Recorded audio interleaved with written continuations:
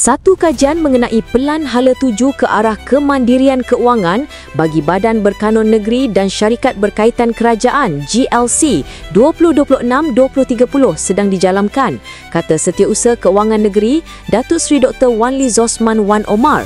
Beliau berkata kajian ini akan mengenal pasti cabaran utama, mencadangkan inisiatif transformasi serta merangka pelan hala tuju untuk 38 badan berkanun dan GLC supaya beroperasi dengan lebih mampan, seimbang antara tanggungjawab sosio-ekonomi dan objektif komersial.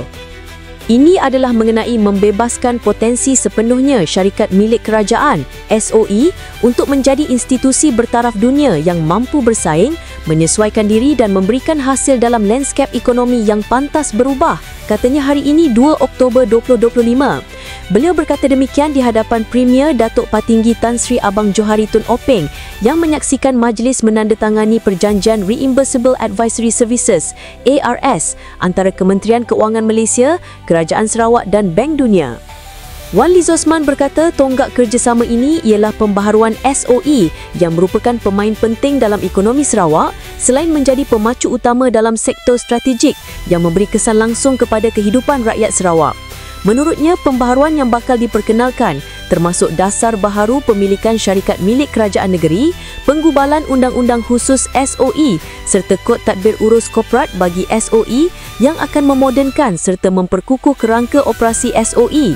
Selain itu, Wan Lee Zosman berkata kerjasama ini juga memberi tumpuan kepada beberapa aspek utama iaitu pembangunan kapasiti melalui pelaburan besar dalam peningkatan kemahiran penjawat awam Sarawak, teknologi dan data, memodernkan sistem Sarawak bagi membolehkan keputusan berasaskan data menggunakan AI, serta pembinaan budaya kerja bagi terus memperkukuh budaya kerja dan menyesuaikan minda penjawat awam.